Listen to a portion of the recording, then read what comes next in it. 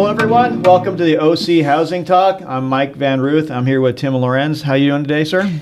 I'm still fine. I don't know. You had a lot of meetings today. Yeah, I did, but they were all enjoyable, so I'm just plumb happy with everything. Oh, fantastic. So this is like the final thing you have to do today before you get to go home. So that's three meetings. Three meetings, and then you had to show up and do this. And a podcast, yes. Yeah. All enjoyable. Fun day. Well, fantastic. And which is nice because our team meeting, we get a whole lot of good material to talk about, and there's some timely information you were discussing with us this morning. Why don't you go ahead and elaborate on that? Sure. It has to do with statistics. Statistics are a way of seeing what's really happening in the market, probably trends that you don't see on the ground just by going out showing homes or listing homes or selling homes.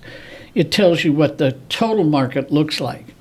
And we had some interesting statistics this week. The first of which is for Orange County in general.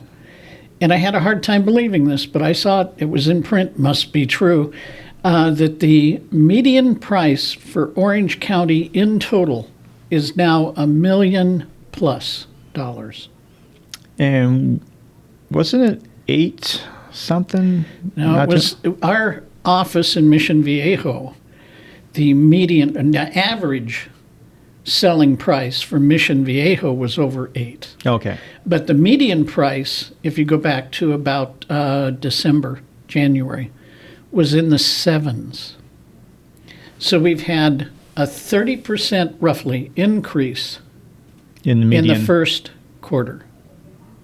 So when I tell you it's going to be really a good market, wow. Good from the standpoint of growth. The second one is because people are finding it difficult. If you talk to agents, some of them may even say it's impossible to find a house for people. Not true. We've talked about that in other podcasts. You can go look there. But what's happening is there are more and more multiple offers on properties. Demand is really high. And they tell you there's not enough inventory. Inventory is ridiculously low. Then you have to ask why, and everybody has an opinion, but they don't have facts. So we got some facts. We sold just about 1,990 some odd homes more in the first quarter this year than the first quarter last year. So houses are on the market. They're just on a very short period of time and off. Exactly. Boom, they're gone. Yes. Not only that, but I mean, they are just flying off the shelves. And so agents find it difficult to put that, to work with that. Why? Because it's not the way they usually do things. It's not the market they're used to being in. There's nothing about the market which is traditional when it gets this super hot, where everything sells when it comes on the market. This is true. So, if that's the case, and they're just flying off the market like hotcakes, what's to stop a regular individual from just putting a sign in their front yard and selling it themselves? What do they need us for? Nothing. That isn't true, but I had to say that because I knew it would throw Mike off. Thanks, Tim. And I'm going to say this on air. You have a pin in your shirt. Just had to do that. Thanks, Tim. You couldn't tell me that before we started rolling. No. I had to do that afterwards. All right, bye. There Bye, you Pin. go. Okay. What happened? I'm going to tell you a quick story that literally happened to me in even a faster market than this. I don't think it was a hotter market, but it was faster.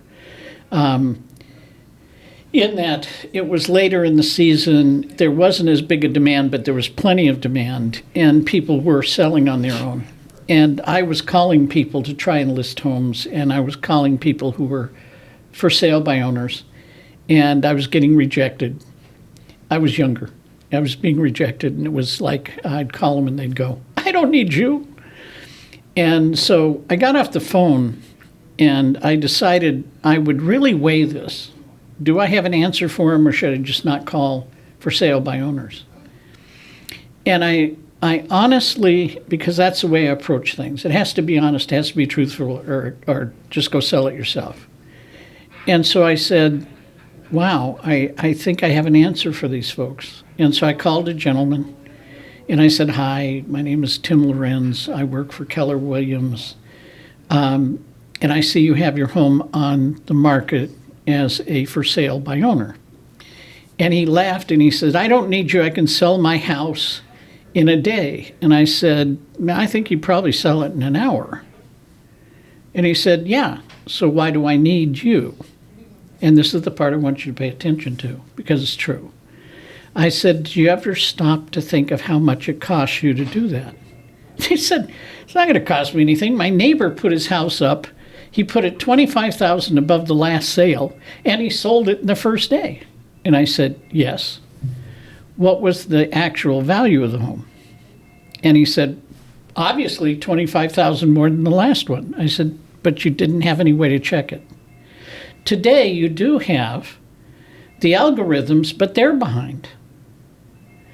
So what is the actual value of the market?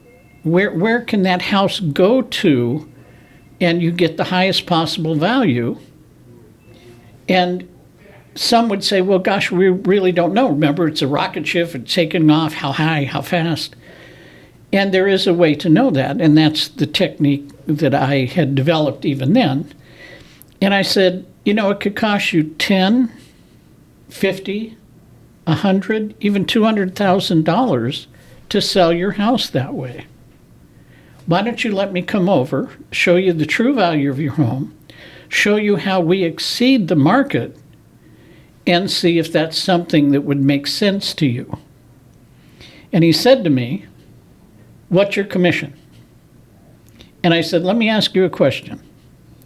If I got you 50, 100, or 200,000 more, does it make any difference? And we weren't talking about $1 million home. We're talking 300,000. And he said, not really. And I said, good. I'll talk to you about everything, including commission. I'm not dodging your question, but I'm just saying, I'm actually free if I get you that much. And he said, you're right. And that became my working with for sale by owners who are trying to save money, and that is absolutely what they should be trying to do. But in saving money, if you actually lose money, you didn't save it.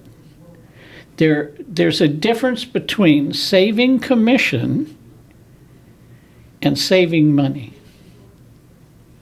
Saving commission is never the answer. It's getting the highest net. So you take home the maximum amount. And I'm telling you today, I'm talking to a person in Texas, a personal friend of the family. They just sold their house. They had a big house. They had a little house. One was on acreage. The other one is on much smaller acreage, 20 acres versus 5. And they're moving to the smaller home because they're older. They're now moving down in size. And they said, we made a killing on our house. An absolute killing on our house. And I said, duh. Remember, I know them. And I said, yes, it's like that everywhere. So my answer is, in a market that is running really, really fast, and you want to find out, you may still want to do a for sale by owner, which is perfectly fine. We, as a team, the Elite Home Sales team, would definitely give you an idea so you can plan. Either plan to do it yourself or decide that we do it better and we make more money for you. Either way, we're okay with it. But just give us a call, and the phone number's all over the page, so I'm sure you can find it. But if you can't, 949-874-2247. Yeah, it's going to be plastered everywhere, Tim. No worries about that. Yeah, I know. But it's an exciting time period because people can make so much money. I know I've said this over and over again. I feel like I'm just regurgitating stuff. But with the high volume of sales, the high demand for property, it's a time where if you want to get in the market, you'd like to move down or move up, this is the time to do it because it's going to expand. This year, you'll have equity at the end of the year if you're buying now, even if you put a small amount down.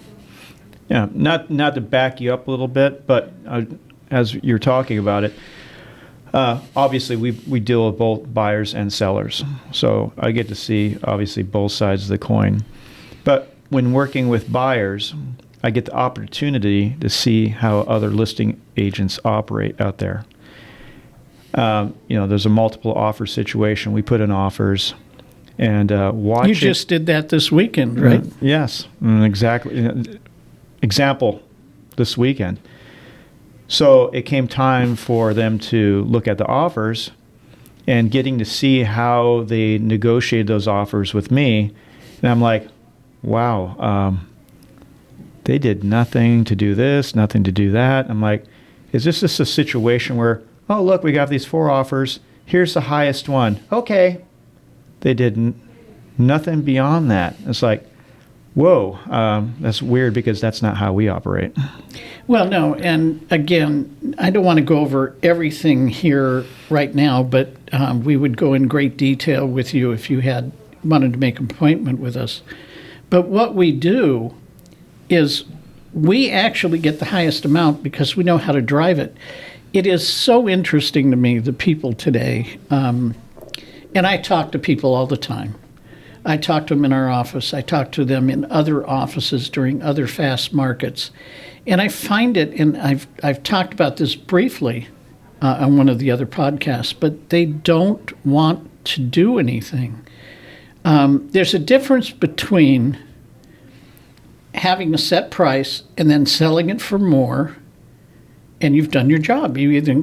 People pat you on the back, everything is great, but you didn't sell it for the most that you could. Oh, but Tim, they got it sold. That was the whole point, right? Right. Well, mine is to make sure I get my client the best that they can get. Now, if it's a buyer, I'm hoping they don't know what I know, and we get it for a price that is below market. If we're looking for seller, we get it to the top that we can get. And we do it consistently, no matter what the condition of the property. But if this wasn't true, why would you see these guys on TV now in our area? I see them that used to be people who fixed houses and flipped them. They were advertising. Now they don't even want to do the work because they can buy the house cash, which they did before. Sit on it The same amount of time as when they'd fix the property, do nothing, and make more money than they did when they were doing fix and flip. And didn't have to spend a dime to fix it up. Not a dime. Just sit on it and wait. So if that's true, then there's a lot of money in the market, a lot of value in the market, a lot of increase in the market, and most people, I'm sorry, don't want to say that, not most people, a lot of agents will find that it's too complicated. I'm really not sure what I'm doing because I've never had multiple offers until this year. I don't like reading 18 offers beginning to end and make sure there isn't something hidden in it. I don't like having to compete one offer against another. And some say, I wish that we didn't have this market. It's the market. We just operate the market we're in. We don't do anything illegal. We don't do anything that would not be what the market dictates it is. I've heard people say, well, I would never tell my client to pay more than the market is worth. I wouldn't either. I would never tell somebody to overpay for a house. But if the market is going up really high and the day after they buy it, it's going to go even higher, 30% in 1/4 is nuts. They're not going to pay 30% more on the property than it's worth. They're going to pay what it takes to get it, and they're going to make profit the day after. So tell me what the top of the market is right now. There isn't any. Not right now. I mean, trust me, there are people putting their houses on the market too high because we still have expired listing. An expired listing is one that didn't sell in this hot market. How do you do that? You put it too high. People know it's too high. They won't do that. But if you use our technique, you can actually surpass that number that people won't pay. It takes some explanation, and we do that across the table. So it's an exciting time period. But you just had that one, what was it, where you put in an offer and you exceeded what the ask price was. And where did that one end up? Oh, the property they put an offer in, we went 5,000 over asking. Obviously, that wasn't enough because it was 659. We offered 664, and they got offers in above 700,000. We don't know where it ended yet because it would be malpractice on the part of the agent to tell us what it ended at, but over 7. So it is a market where you need to know what's going on. You need to be prepared for that. But at the same time, you have to know how to guide your clients through it. You have to tell them that's happening and what to do. Yeah, you have to mentally prepare your clients. And they are mentally prepared because last year, when we were looking for the property they're currently in, it was quote unquote hot market. Things are flying off the shelves. And I explained to them, I said, remember when we shopped for your house? Yes. I said, the market right now makes that time look like child's play. Exactly. The other statistic I didn't give, it's a really important one. For the first time, every single time we've been reporting on statistics, and we get them every 2 weeks, we get the report. It shows that there's a decrease. Normally, in a normal market, starting in January, it's a constant increase until you hit June, July will be the peak. This year, it's been decreasing every month until this week. First time we've turned and started to have more properties on than went off. Therefore, there was an increase in actives. For the entire county, it's 144 properties. So if you're looking at a specific price range and you're looking for a house, you're not going to think it's changed much. But it's going to grow now, which will make it slightly easier, except once the public hears. Today I heard on Varney, last week I heard on Varney, that's on Fox Business News. They were talking on houses, and they've been talking positively about it. But that's the only place I've heard it. As this starts to become more and more known, it'll be on every news station, and at that point, there's even going to be a higher demand. There's going to be more listings, and so you're still going to have a very hot market. It's going to look different than hardly any inventory and all kinds of people for that little bit. It'll start to correct a little bit, but it'll still be a very fast and hot market. Oh, yeah, it won't slow down. No. No, you might not have as many multiple offers on properties, but it's still going to be moving. It's moving very rapidly. I don't know how much the increase. Anybody who tells you they know in the future what a market's going to do, crystal balls don't work real well. But you can go over history and you can see what the trends are. You can see the power behind it, and you can definitely make some statements based upon. Well, there's energy. your problem. You're going with crystal ball. I go tea leaves myself. Oh, really? Yeah. Well, I try and go off of statistics. Okay. You're so old school. I know. I have an opinion. Anyway, it is very exciting. We do know how to handle this market. We know how to handle basically any market that's ever come up because it's repeating itself. It may be slightly different, but this kind of market has been around before. I've been through it. I know how to get there. I know how to get you the highest price. We'd just like an opportunity to sit down with you, even if you have another agent that you feel does a good job. At least talk to us, see if we don't exceed what that agent does. Get that second opinion, Tim. Yep. Gotta get it. It's your most valuable asset. You know, Would you not want to get a second opinion? Exactly. The value of your home for most people is as their money making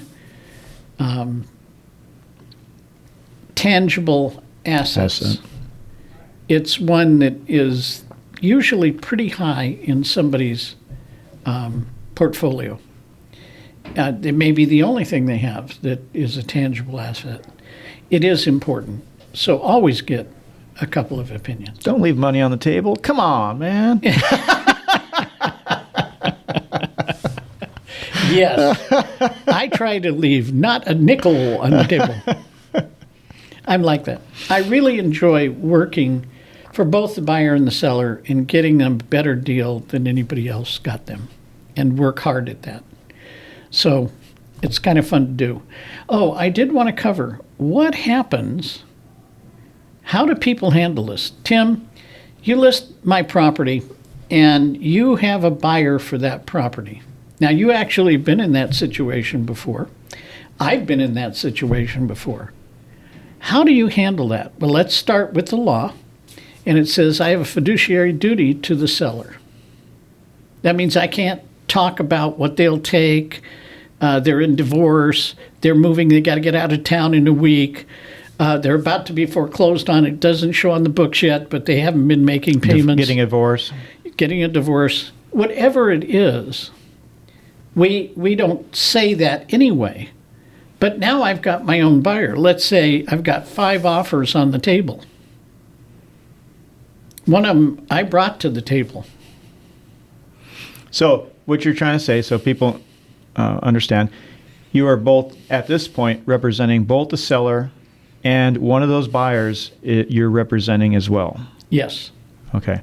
So now you have multiple offers on the table, one of them being your buyer. Go. I am not going to sell to my buyer if he isn't the highest one. The highest offer that the best net out of the deal that my client would like to have, and it's up to the client. The client could say, for whatever reason, I just would like to take that offer. It isn't the highest. It isn't, as far as I know, I don't have any reason to think that was the best deal, but they want to sell to that person. It's done. But outside of that, most people are looking for the highest value with all the other conditions also met. Contingencies and Yes. other things, other So matters. I don't want to go into the whole contract, but everything about it is the best. I'm not going to push mine. They can go look for another house if they have to. If they can't afford this, it's gotten beyond them. It's beyond them. So, Tim, where are you going with this? Well, I started to go there a little earlier. In all the offices I've been in, you have so many people who, I said, they get tired. They don't want to read 18 pages. They don't like the market as it is. They don't like multiple offers. There are some who just lay them on the table. You mentioned it earlier, and they say, pick your highest one, pick the one you want. Great, we'll go. We counter and get more than that. I don't care where that went. We are going to counter all of them. We're going to counter the best ones that you want to. If some are really low, we can say, nah, we're not going to do it. You would say that as the principal, the person owning the property. But we are going to probably get more than the highest offer when the person lays them out in front of you. You still can ask for more. And it's knowing how to do that, even if you go beyond what it would appraise for. How do you protect the seller? And that's stuff that we do every day. And I've had, in the past, over the years, people who have asked me, do I really have to counter the offers and try and get the maximum? Because I've got somebody who's got an offer, they're the highest right now. They can't go any higher. The answer is you didn't do anything illegal. You don't have to counter if the person says, yes, they like that offer. So a lot of them don't. A lot of them don't. They don't go for the highest. Oh, that's the highest offer. Okay, let's just... Even if it's not theirs. they just take the highest one because it's the simplest way. It's over. It's done in a day or two. I don't work that way. No. And that agent's, already cashing that check rather than pushing a little harder. That's right. To squeeze and wring that out. I also want to tell you this because I really feel this way, and it's up to my client as to how they feel. If somebody has full approval and it's 3% down, that's like cash. Why? Because the banker has said that person is approved for the loan. We can close in 30 days. We don't have to go through any more approvals. Probably can close sooner than that. That's a full approval. And somebody who comes in with cash, it's less money than that. Why does the seller care? Well, they don't have any contingencies, yes. But are you going to take $40,000 less because it's cash? I don't get it. Well, yeah, but this one put 20% down. Yes, And? had more cash. Is he pre-qualified? Yes, he's pre-qualified. Is he fully approved? No. Well, we got a problem here. Yes, the fully approved 3% is still better than the 20%. But are you going to accept a fully approved 3% when the 20% is $40,000 more and they're pre-approved? It's a little more complicated than it sounds, but you also have to understand less than 20% fall out. I'm sorry, less than 2% fall out of once they're into escrow. I'm sorry. Normally, it might be a little higher now because some people may be putting in 2 offers at the same time, which they're not supposed to do. So, what I'm telling you is you need to look at the offers, see what they are, know which ones are really solid, which ones aren't, and let the client choose. Okay, so let's wrap this up in a nice, pretty bow, Tim. So what you're trying to say when we were speaking earlier, sure, you can sell your house on your own. Yes. But do you have the knowledge and the experience in order to negotiate to get the maximum dollar amount for your home? And is that wise? Even if you knew and had all the words I have, if you're not on the MLS, if you're not out there in multiple countries as well as here through the internet, you can't, sitting at home, writing one ad on Facebook, get the kind of visitation, knowledge of the property, and attract the buyers for your house that an agent can. Then once you have the agent, you want one who knows how to drive it. Yeah, because you want to drive that feeding frenzy and throw that blood in the water and watch the magic happen. But they don't have that ability to do that. They don't have the infrastructure. Right. Exactly. So, we're willing to let you do whatever you want, but at least talk to us before you make a mistake and it costs you 10, 50, 100, even 200,000. Fantastic, Tim. I love the thud right at the end of that. Well, if I you hit haven't the noticed, table. this is a glass table. Probably the worst table we can use for this podcast because it beats like a drum on these microphones. Yes, it does. And So you can Mike's see when always trying to get me to keep my hand motions down. And if you watch me, my hands stay put. Mine but don't. But Tim, I could tie his arms behind his back. He'd figure out a way to get his hands loose and have him flying again. Exactly. Well, fantastic, Tim. Good podcast. Thank you. And don't forget, we are the OC Housing Talk. Redeemed himself. That's an inside joke. If you saw the last podcast, you understand why. But you can reach us on social media. We have the Elite Home Sales Team, OC.com, our website.